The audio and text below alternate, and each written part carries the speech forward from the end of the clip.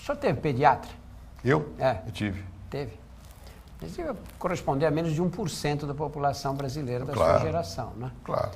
Hoje você não encontra uma pessoa no país, uma criança no Brasil que não seja vacinada. Quer dizer, a porcentagem que não são vacinados é mínima. É mínima. Mudou muito. É mínima. O Brasil tinha, na década de 50, tinha quantos milhões de habitantes? 50 milhões, mais ou menos? Em 70 éramos 90 milhões. Em 70 éramos 90. Por causa do futebol. Né? Dobramos a população. Dobramos a população. Né? E temos a pretensão de dar saúde e educação para todos. Não é uma tarefa simples. É muito também, complicado. Né? Estamos avançando. Nesse sentido que eu guardo um certo otimismo, eu costumo repetir, vou dizer mais uma vez. Eu nasci em 1931. É péssimo isso. 81 anos atrás. Péssimo para quem? Para mim, né? 81 anos. Agora, nasci no Rio, não é tão mal. E mudei para São Paulo, melhor. Bom, agora... Ou pior? Ou pior, depende. Agora, quando eu nasci, metade dos brasileiros não tinha sapato. O Jeca Tatu não tinha sapato. E no Rio, o mais comum era tamanco. O pessoal andava na rua de tamanco, aquela madeira assim, né? E bicho do pé. Todo mundo tinha problema de bicho do pé, para não falar de piolho, né? E isso era ontem para mim, né? O analfabetismo era, sei lá, 60%. Hoje é menos de 10%. Quer dizer, vacina, né? Quem ia pensar? Você morria de tuberculose e ia para tomar ar mais puro, não sei aonde. E morria. A vacina tinha as campanhas de vacinação. Campanha de vacinação. Os políticos usavam para ganhar voto. Quer dizer, isso houve um progresso grande, né? Hoje as mães têm consciência dessa questão e tal. É inegável que houve progresso. Nós não podemos nos deitar sobre o louro do progresso, porque as coisas continuam sendo difíceis. É sempre assim, vai ter que atuar, agir com mais rapidez, mas houve uma melhoria. Eu falei da Constituinte porque eu fiquei muito impressionado naquela época com aqueles jovens médicos que tinham, sobretudo, tinha um rapaz aqui de Santos, Davi Capistrano, tinha outro do Rio, que era da Fiocruz. Arouca. O Arouca, Sérgio Arouca. Essa gente, que poucos se lembram do nome deles, né? E muitos outros mais.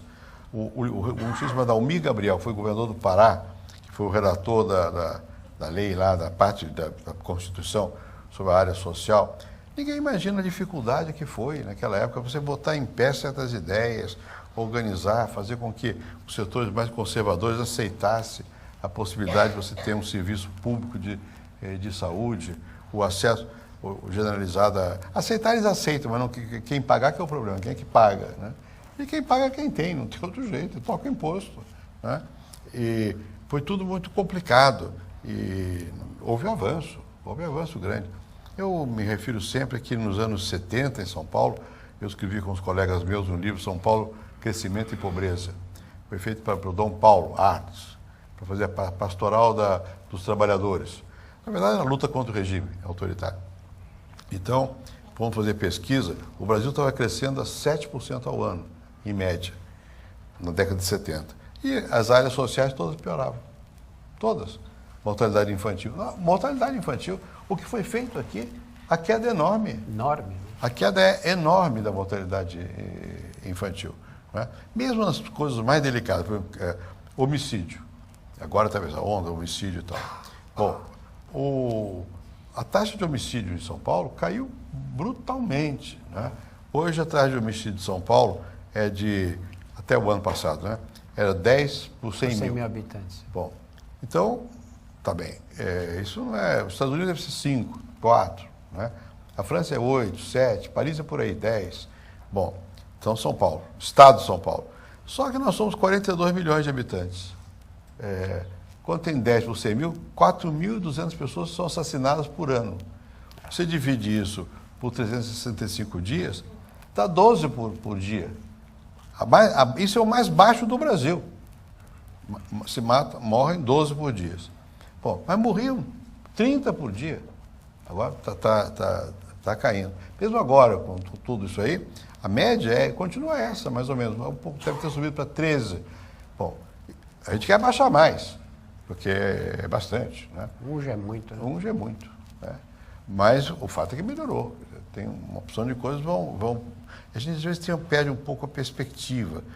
Não se pode tomar posição sem comparar.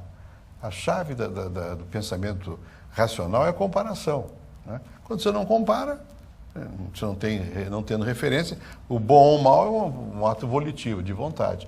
Quando você compara, você diz, isso dá para fazer, não dá para fazer. Então, comparativamente, nós avançamos. Agora, comparativamente, nós ainda estamos muito atrás de muita coisa. A educação é dramático. Todos os dados comparativos mostram o Brasil lá na rabeira, né? Da minha experiência direta como professor, fora do Brasil, aqui na América Latina, fora é diferente, mas na América Latina, os melhores sempre foram os argentinos, os uruguaios e os chilenos. Depois é que vinham os brasileiros e os mexicanos, né? Na América Latina. Quando você joga para o mundo, compara com a Europa, ou a OCDE, não sei o que lá, nós somos o penúltimo, o último. Quer dizer, não dá para estar contente. Melhorou a educação? Melhorou, mas não dá para estar contente, porque você compara e vê que dá para ir mais, né? A mesma coisa no que diz respeito aos indicadores de saúde, mesmo de mortalidade infantil, que caiu vigorosamente, mas ainda está, comparando com outros locais, é muito mais alto. É muito mais alto, né? Mesmo com o país, eu morei no Chile muitos anos. O Chile tem uma saúde pública institucionalizada muito antiga. Aliás, quem fez foi Allende, mas não como presidente, quando ele era médico, né? Nos anos 30, né? Não sei, não foi só o Allende, não foi ele. Desde os anos 30, né? Então, nós nos atrasamos em muita coisa. E como o Brasil cresceu a galope, ficou muito difícil. Veja, eu estava falando dos anos 70 aqui. A média de crescimento dessa cidade nos anos 70 era 5% ao ano. Quer dizer, eram mais ou menos 5 milhões nessa época, 250 mil pessoas por ano entravam em São Paulo. Isso fez o quê? Destruiu todo o sistema educacional, todo o sistema de saúde pública. Saúde pública não, porque é o Hospital das Clínicas, que deu um salto enorme, né? Mas transporte, não tinha luz, não tinha esgoto, né? São Paulo cresceu rapidamente, como um cogumelo, vai crescer. A administração pública, ela capotou.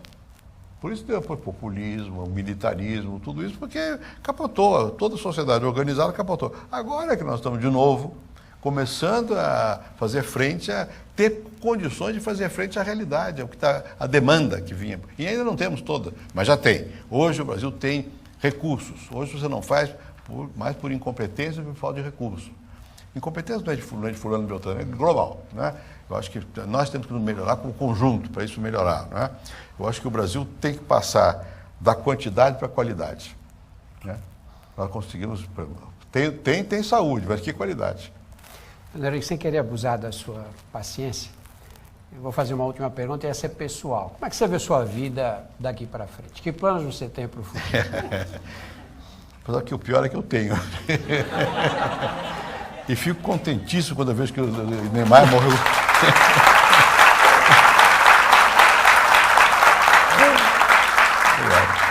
Quando eu vejo o Neymar morreu com 104 anos. Essa semana um amigo meu, Carlos Lemos, que é um arquiteto, trabalhou com o Neymar até, foi homenageado pela Câmara de São Paulo, ele disse, não, mas eu ainda tenho muitos planos, né? Quem não tem plano morreu, né? Tem que ter. Que planos eu tenho pela frente? Bom, eu tenho, agora estou terminando mais um livro, que já está mais ou menos definido, sobre os grandes pensadores brasileiros que me influenciaram e tal, e alguma opiniãozinha sobre esse pessoal. Depois eu tenho que trabalhar intensamente no meu... Enquanto eu era presidente, eu gravava, se não todos os dias, sobre todos os dias. E isso nunca foi mexido. Está lá.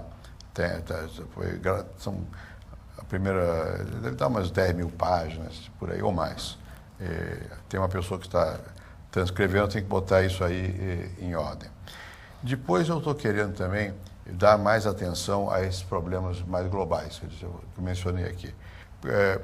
Ainda estou na música, na Fundação OSESP, né? Mas agora, não porque eu queira, mas porque há limite, eu sou favorável a isso também. Você não pode ser presidente eterno. Então, eu tenho que cair fora em junho, mas isso dá trabalho. Ainda esse... Onde é que foi? Domingo de manhã, sábado de manhã. Estive lá recebendo a maestrina, Mary Olson, para conversar sobre a OSESP e tal. Então, eu quero dedicar meu tempo a cuidar dessas questões de escrever, que eu ainda tenho algumas coisas para fazer, e dar mais atenção a essas organizações às quais eu pertenço, que tem um inconveniente. Como eu pertenço a organizações fora do Brasil, há várias, eu cortei muitas, mas ainda estou há várias, tem que viajar. E o que é, como você sabe, hoje em dia com os aeroportos, agora vamos ter 800, disse a presidente, que vai melhor. Mas nos 2 ou 3 que eu uso é horrível. Né? Então, isso de meus planos incluem eu ter que viajar. Né? Eu gosto, mas é um pouco cansativo. Então, eu tenho que, segundo minha família, limitar um pouco a minha ambição de planos, porque senão posso me desgastar muito. Mas pretendo me dedicar bastante a isso. E também, de vez em quando, dou um palpite na política. Né? Não no dia a dia. As pessoas pensam, eu não sei, eu não acompanho, realmente eu não sei o que está acontecendo aqui, ali, nem no meu partido, nem em outros, nada. Mas em certos momentos eu fico irritado. Eu digo às vezes que talvez a essa altura da vida fosse mais prudente calar, mas eu não consigo. Eu acabo dizendo que depois dá uma reação, pauleira, não sei o quê. Mas não vou parar nisso também não. Ainda meu braço tem força para puxar, para esticar a borracha e quem sabe a pedra cai na cabeça de alguém que eu queira. Tem saudade do tempo que era presidente da República? Né? De algumas coisas, sim. Eu vivi com intensidade aquilo. Não tenho saudade de pessoas e coisa meio boba, mas enfim, eu gostava muito da piscina do Palácio. Eu nunca mais vou ter uma piscina daquela. Nem os jardins daqueles e tal. A Alvorada é muito agradável de você viver lá. E é uma vida tensa, densa, mas eu gosto, né? Agora, eu não sou saudosista. É uma coisa você já fui, não sou. Não fica com a ideia que você passou, não vou querer voltar a ser o que já fui, porque não vale a pena. E eu repito sempre a frase de um amigo meu, Felipe Gonçalves, que foi um grande presidente da Espanha. E ele foi presidente moço e tal. Ele disse, olha, ex-presidente é um problema. Porque parece aqueles jarrões chineses, enormes, bonitos, grandes. Ninguém sabe o que faz com aquilo. Então, eu acho que é preciso tomar cuidado para você não virar um jarrão chinês. Né? Você vai fazer com aquele jarrão chinês? Vai para cá, vai para lá? Não tem o que fazer. Então, eu acho que não ficar pensando que fui presidente. Já fui, não sou mais. Hoje eu sou outra coisa e tal. Saudade de pessoas eu tenho, mas não tenho a nostalgia para voltar. Isso não. Eu nunca tive. Eu sempre vira página e tal. E você tem que dar sentido à vida. A vida não tem sentido. Você tem que dar. Né? Agora, se você não dá sentido à vida, ela não tem sentido. Né? Então, tá bom, eu tenho que ter plano. Se eu não tiver plano, se eu não der um sentido, aí você morreu. Né? É verdade que a gente, a uma certa altura, passa a ser vegetal. Deixa de ser... e mais tarde vira mineral. Né? Eu estou tentando manter a fase vegetal mais tempo que eu puder. Né? Muito obrigado. Obrigado.